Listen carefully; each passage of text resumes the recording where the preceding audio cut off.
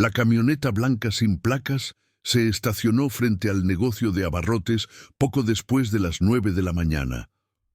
Dos hombres descendieron con movimientos calculados, ambos vestidos con pantalones tácticos y camisetas negras que apenas ocultaban las armas fajadas en sus cinturas.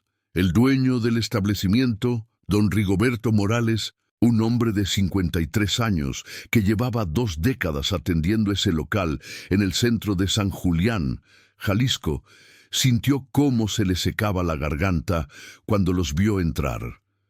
No era la primera vez. Sabía perfectamente lo que venían a cobrar. «Buenos días, jefe», dijo el más alto de los dos, con una sonrisa que no llegaba a sus ojos. «Venimos por la cuota de este mes». Don Rigoberto asintió sin decir palabra. Caminó hacia la caja registradora y extrajo un sobre manila que ya tenía preparado. Dentro había 3,000 pesos. El hombre tomó el sobre, contó los billetes con rapidez profesional y volvió a guardarlo. «Está bien. Nos vemos el próximo mes. Cuídese mucho», dijo antes de salir. La transacción completa no duró ni 3 minutos. Otra más en la larga lista de comerciantes que semana tras semana, mes tras mes, entregan dinero a grupos armados que han convertido el cobro de cuotas ilegales en una industria paralela que mueve millones de pesos al mes en todo el país.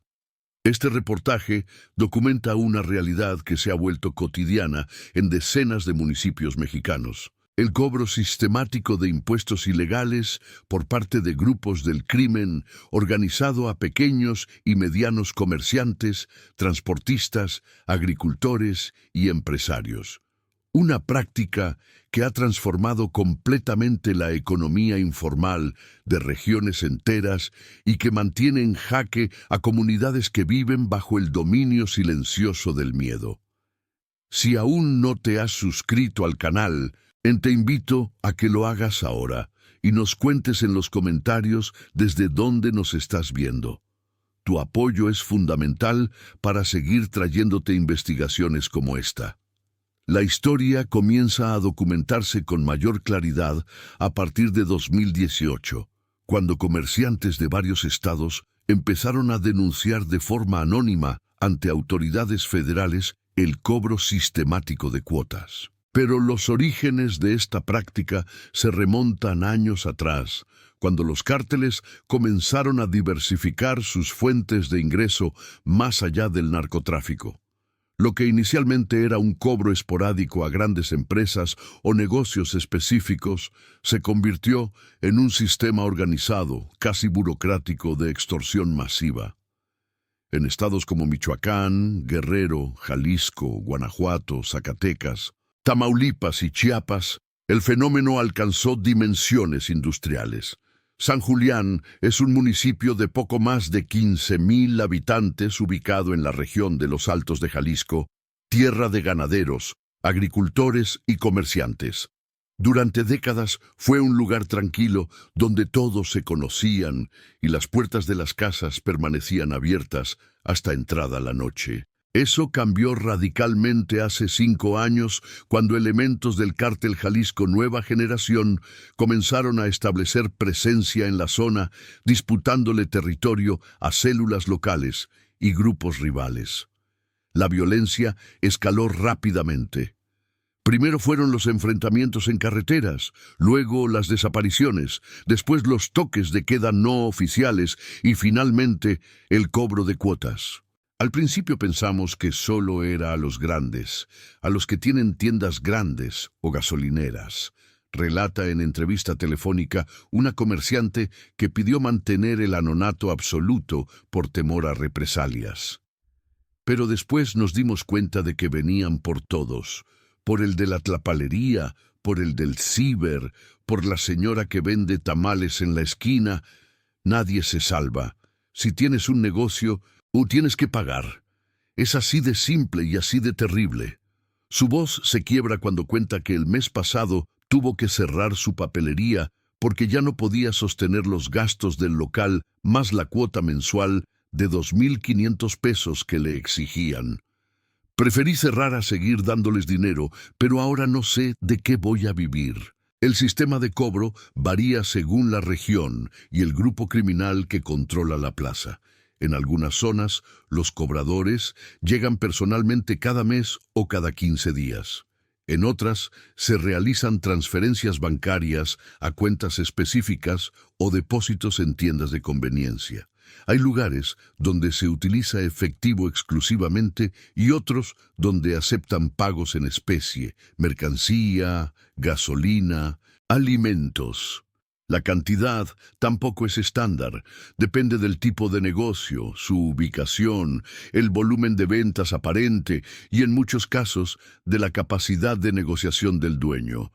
Un puesto de tacos puede pagar entre 500 y 1,000 pesos mensuales. Una farmacia entre 3,000 y 5,000. Una gasolinera hasta 50,000 pesos al mes. Don Rigoberto acepta hablar bajo condición de que no se revele su apellido real ni la ubicación exacta de su negocio. Nos encontramos en un café de una ciudad cercana, lejos de miradas indiscretas. Es un hombre de estatura media, cabello entrecano, manos trabajadoras y mirada cansada. Lleva una gorra de los Tecos y se sienta de espaldas a la ventana. Esto no es de ahorita, comienza. Llevo pagando desde hace 4 años. Al principio eran 1,000 pesos al mes. Después subieron a 1,500, luego a 2,000 y ahorita son 3,000. Me dijeron que si el negocio crecía, la cuota también tenía que crecer. Es como si fueran socios, pero socios que nunca invierten nada y que te pueden matar si no les pagas. Le pregunto si alguna vez consideró denunciar. Suelta una risa amarga. ¿Denunciar? ¿Con quién? ¿Con la policía municipal que también les paga? ¿Con el Ministerio Público donde trabaja el primo de uno de ellos? Aquí todos saben quiénes son, dónde viven, qué camionetas manejan, pero nadie hace nada. Denunciar es firmar tu sentencia de muerte. Yo tengo familia, tengo nietos, no puedo arriesgarme. Sus palabras resumen el sentimiento generalizado de impotencia que permea en estas comunidades. La omertá mexicana, ese silencio forzado que protege a los victimarios y condena a las víctimas.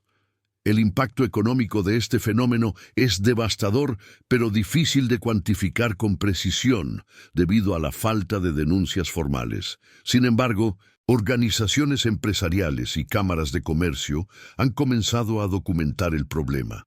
En 2023, la Confederación Patronal de la República Mexicana estimó que el cobro de cuotas ilegales afecta a más de 200,000 negocios en todo el país, con pérdidas anuales superiores a los 20,000 millones de pesos. Esa cifra no incluye los negocios que cerraron definitivamente por no poder sostener el pago de las extorsiones. En Michoacán, la situación alcanzó niveles críticos. Productores de aguacate, limón y berries han denunciado públicamente el cobro de cuotas que van desde los 50 centavos hasta 1 peso por kilogramo de fruta cosechada. En una industria que mueve miles de toneladas diarias, esto representa millones de pesos que terminan en manos de grupos armados. Nosotros producimos el aguacate con nuestro trabajo, con nuestro sudor, y ellos llegan y se llevan una tajada sin hacer nada, explica Humberto, un productor de Uruapan que también pidió omitir su apellido. Si no pagas, te queman las huertas, te secuestran o te matan. Así de simple. Muchos compañeros ya se fueron del estado, ya no aguantaron. Los transportistas son otro sector fuertemente golpeado. En carreteras de estados como Tamaulipas, Guerrero y Zacatecas, grupos armados han establecido retenes informales donde cobran peaje a camiones de carga. Las tarifas varían entre 500 y 10,000 pesos por unidad, dependiendo del tipo de mercancía y el destino. Conductores entrevistados para este reportaje cuentan que llevan ese gasto ya contemplado en sus rutas. Es parte del costo operativo, dice con resignación Marco Antonio, operador de un tráiler que hace la ruta Monterrey-Guadalajara. Sabes que en tal punto vas a tener que dar tanto, en tal otro tanto más. Ya lo tienes calculado. Si no les das, te bajan la mercancía o te dejan sin camión. O peor, el peor de los escenarios se ha documentado en comunidades más pequeñas y aisladas, donde no solo se cobra a comerciantes establecidos, sino también a vendedores ambulantes, taxistas, mototaxistas e incluso a personas que trabajan en sus propias casas. En Chilapa, Guerrero, una costurera denunció ante organizaciones civiles que le cobraban 200 pesos semanales por tener su máquina de coser en casa y hacer arreglos a vecinos. En Fresnillo, Zacatecas, conductores de aplicaciones como Uber y Didi reportaron que deben pagar cuotas semanales de 300 a 500 pesos para poder trabajar sin ser hostigados. La estructura detrás de estos cobros es más compleja de lo que parece a simple vista. No se trata de operaciones improvisadas, sino de sistemas perfectamente organizados con cobradores designados, rutas establecidas, listados de contribuyentes y hasta recibos en algunos casos. En ciertas plazas, los grupos criminales han desarrollado aplicaciones móviles o sistemas de mensajería donde envían recordatorios de pago, confirman transferencias y hasta ofrecen planes de financiamiento para comerciantes que atraviesan dificultades temporales. La ironía macabra de este profesionalismo delictivo no pasa desapercibida. Un documento interno filtrado por una fuente de seguridad estatal, al cual tuvimos acceso bajo condición de confidencialidad, revela cómo opera el sistema en una región específica de Jalisco. El documento, de 18 páginas, contiene nombres de negocios, ubicaciones exactas, montos mensuales asignados y fechas de cobro. Está organizado por colonias y sectores: zona centro, zona industrial, mercado municipal, tianguis dominical. Cada cobrador tiene asignada una ruta y debe reportar semanalmente el monto recaudado a un coordinador de zona, quien a su vez reporta a un jefe regional. El dinero se concentra en puntos específicos y de ahí se distribuye según una estructura piramidal. La similitud con una empresa formal de cobranza es perturbadora. Lo que hace aún más compleja la situación es la presunta complicidad de autoridades locales. En múltiples testimonios recabados para esta investigación, comerciantes y ciudadanos mencionan que elementos de policías municipales e incluso algunos funcionarios de gobierno tienen conocimiento de los cobros y no intervienen. Algunos van más allá y aseguran que existe una coordinación directa. Ellos saben todo, afirma categórica Lucía, dueña de una tintorería en un municipio de Guanajuato. Cuando vienen a cobrar, nunca hay patrullas cerca. Es como si supieran exactamente cuándo van a llegar y se hacen a un lado. Y si tú vas a poner una denuncia, te dicen que no hay evidencias, que necesitas pruebas, que es tu palabra contra nadie. Te desaniman completamente. Esta percepción de colusión entre autoridades y grupos criminales ha erosionado profundamente la confianza ciudadana en las instituciones. La sensación generalizada es que están solos, que el Estado ha abandonado su responsabilidad fundamental de garantizar seguridad y que el crimen organizado ha llenado ese vacío con su propia versión perversa de orden social. En algunas comunidades, los grupos armados incluso ofrecen servicios de seguridad a los comerciantes que pagan sus cuotas, prometiendo protección contra ladrones o grupos rivales. Es una extorsión disfrazada de protección, una mafia en su forma más clásica y brutal. El caso de Tepalcatepec, Michoacán, ilustra la complejidad del fenómeno. En este municipio, grupos de autodefensa surgieron precisamente como respuesta al cobro sistemático de cuotas por parte de los Caballeros Templarios primero y del Cártel Jalisco, Nueva Generación después. Durante años, ciudadanos armados se enfrentaron a células criminales, en lo que ellos describían como una lucha por recuperar su territorio y su economía. Sin embargo, con el tiempo, algunos de estos grupos de autodefensa también comenzaron a cobrar cuotas, argumentando que necesitaban financiamiento para mantener sus operaciones. La línea entre defensa comunitaria y extorsión se volvió difusa, y los comerciantes quedaron atrapados en medio de fuegos cruzados. Don Salvador, un veterano comerciante de 72 años que tiene una ferretería en Tepalcatepec, resume la paradoja con amargura. Antes les pagábamos a los malos para que nos dejaran trabajar. Después llegaron los autodefensas y nos dijeron que ellos nos iban a proteger. Pero después ellos también empezaron a pedir cooperación. Ahora no sé a quién le estoy pagando ni para qué, solo sé que si no pago, mi negocio no dura ni una semana. Sus palabras reflejan el agotamiento de una población que ha vivido décadas de violencia, desplazamiento y extorsión, sin ver una solución real en el horizonte.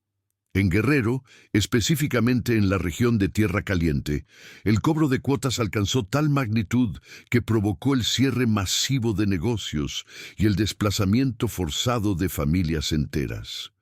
Durante 2022 y 2023, más de 150 comercios cerraron definitivamente en municipios como Arcelia, Tlapehuala y Ajuchitlán del Progreso. Testimonios recabados por organizaciones de derechos humanos documentan casos de familias que abandonaron sus patrimonios de toda la vida porque ya no podían sostener los pagos mensuales. Me pedían 4,000 pesos al mes por mi tienda de ropa, cuenta Rosario, quien tuvo que mudarse a Morelos con sus 3 hijos. Eso era más de lo que ganaba en un mes bueno. Les dije que no podía, que apenas sacaba para comer. Me dijeron que buscara de donde fuera o que cerrara. Cerré y me fui. ¿Qué más podía hacer?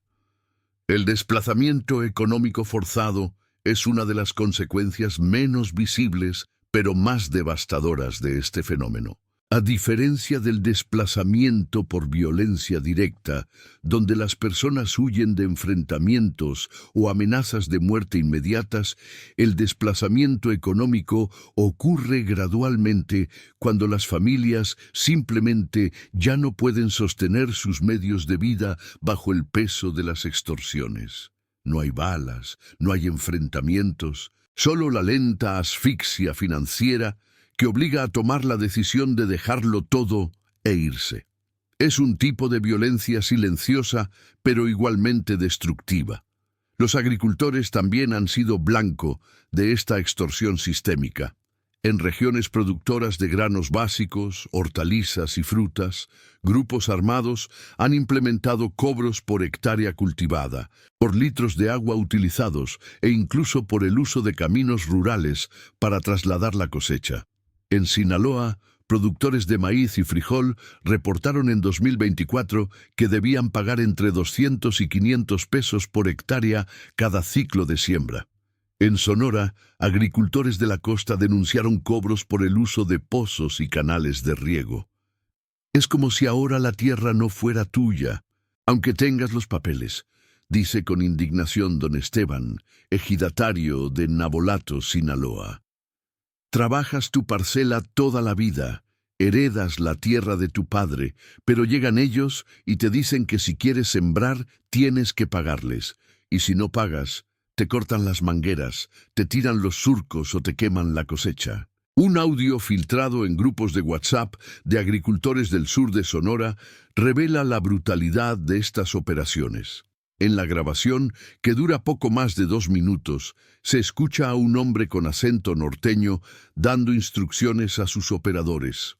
Van a pasar rancho por rancho, ya saben cuánto le toca a cada uno. El que diga que no tiene, le dan 3 días. Si en 3 días no junta, le queman lo que tenga sembrado y le dicen que la próxima vez va a ser su casa. No estamos jugando, esto es en serio. El patrón quiere todo cobrado antes del 15. El tono frío y empresarial con que se dictan estas órdenes criminales resulta escalofriante. En Chiapas, la situación ha adquirido dimensiones particularmente complejas debido a la confluencia de varios factores. La presencia de múltiples grupos criminales disputándose el control de rutas de tráfico de personas y drogas, la fragilidad institucional de muchos municipios y la geografía montañosa que dificulta la presencia de autoridades federales. En la región fronteriza con Guatemala, comerciantes de Tapachula, frontera Comalapa y Motocintla, han denunciado que deben pagar cuotas a diferentes grupos dependiendo de la zona donde se ubique su negocio o del tipo de mercancía que manejen. Aquí hay que pagar a 2 o hasta 3 grupos diferentes, explica en entrevista telefónica Roberto, dueño de una tienda de materiales de construcción en Tapachula. Si quieres traer cemento de Guatemala porque es más barato, le pagas a los que controlan la frontera. Si quieres distribuir en ciertas colonias, le pagas a los que controlan esa zona. Y si quieres que no te roben el camión en la carretera, le pagas a los de la carretera. Es una locura. Al final terminas pagando más en cuotas que lo que te ahorras trayendo mercancía de allá. Su testimonio evidencia cómo la fragmentación territorial entre grupos rivales ha multiplicado exponencialmente los costos de la extorsión. La respuesta gubernamental ha sido tardía, limitada e insuficiente. Durante años, el cobro de cuotas ilegales fue tratado como un problema de extorsión telefónica o un asunto de seguridad pública local. No fue sino hasta 2022 que la Fiscalía General de la República creó una unidad especializada para investigar estos delitos de manera específica. Sin embargo, la tasa de denuncia formal sigue siendo mínima. Según datos oficiales, en 2023 se presentaron apenas 1.200 denuncias por extorsión relacionada con cobro de piso en todo el país. Una cifra ridículamente baja, considerando que se estima que más de 200.000 negocios están siendo afectados. Las razones de esta subdenunciación son múltiples y complejas. El miedo a represalias es el factor principal. Comerciantes saben que denunciar puede poner en riesgo no solo su negocio, sino sus vidas y las de sus familias. La desconfianza en las autoridades es otro factor crítico. La percepción generalizada es que el sistema de justicia es ineficaz, corrupto o ambas cosas, y que denunciar no llevará a ningún resultado positivo. Finalmente, existe un factor cultural de resignación, una sensación de que esta es simplemente la nueva normalidad y que no hay forma de cambiarla. En algunos casos, comerciantes han intentado organizarse colectivamente para enfrentar el problema. En Celaya, Guanajuato, un grupo de empresarios creó en 2023 una asociación para denunciar públicamente el cobro de cuotas y exigir protección gubernamental. Durante 3 meses sostuvieron reuniones con autoridades estatales y federales. Presentaron documentación de los cobros y solicitaron intervención directa de fuerzas de seguridad. Los resultados fueron desalentadores. Si bien hubo algunas detenciones aisladas de cobradores de bajo nivel, la estructura operativa siguió intacta y los cobros continuaron. Peor aún, algunos miembros de la asociación comenzaron a recibir amenazas directas. Nos dijeron que o nos callábamos o nos callaban ellos, relata uno de los fundadores que pidió anonimato total. La asociación se disolvió a los 6 meses. Todos teníamos miedo. Algunos se fueron de la ciudad. El sector restaurantero ha sido particularmente afectado. En ciudades turísticas de Guerrero como Acapulco, Taxco e Ixtapa-Zihuatanejo, restaurantes, bares y centros nocturnos reportan cobros mensuales que van desde los 10,000 hasta los 50,000 pesos, dependiendo del tamaño y ubicación del establecimiento. En Acapulco, la situación se complicó aún más después del paso del huracán Otis en octubre de 2023, cuando muchos negocios quedaron devastados y tuvieron que invertir todo su capital en reconstrucción. Aún así, los cobros no se detuvieron. Perdimos todo con el huracán, cuenta entre lágrimas Verónica, dueña de un pequeño restaurante en la zona dorada de Acapulco. El local quedó destruido. Se llevó el agua todas las mesas, las sillas, la cocina, todo. Pedimos préstamos para reconstruir, nos endeudamos hasta el cuello, y cuando apenas estábamos empezando a abrir de nuevo, llegaron a decirnos que teníamos que pagar la cuota atrasada de los meses que estuvimos cerrados. Les expliqué que habíamos estado cerrados por el huracán, que no habíamos vendido nada. Les mostré las fotos del desastre, no les importó. Me dijeron que eso era problema mío, que ellos no tenían la culpa del huracán y que o pagaba o me iba a pasar algo peor que Otis. Esta falta absoluta de empatía o consideración por circunstancias extraordinarias revela la naturaleza puramente extractiva y parasitaria de estos grupos criminales. No son actores económicos racionales que ajustan sus demandas según las condiciones del mercado o la capacidad de pago de sus víctimas. Son estructuras depredadoras que solo buscan maximizar su extracción de recursos sin importar las consecuencias humanas o económicas. En Zacatecas, estado que ha vivido una de las espirales de violencia más intensas de los últimos años por la disputa entre el cártel de Sinaloa y el cártel Jalisco Nueva Generación, el cobro de cuotas ha contribuido al colapso económico de municipios enteros. Fresnillo, la segunda ciudad más importante del estado, vio cerrar más de 300 comercios entre 2021 y 2024. Las calles del centro histórico, antes bulliciosas con actividad comercial, ahora muestran decenas de locales con cortinas metálicas cerradas y letreros de "se renta" que nadie responde. Esta ciudad se está muriendo, dice con pesar don Alfonso, quien fue presidente de la Cámara de Comercio Local hasta 2023. Los muchachos que podían se fueron a Aguascalientes, a Guadalajara, a Monterrey, a Estados Unidos. Los que nos quedamos somos los viejos que ya no tenemos a dónde ir o los que no tienen recursos para irse. Pero aquí ya no hay futuro. Los negocios que todavía abren apenas sobreviven.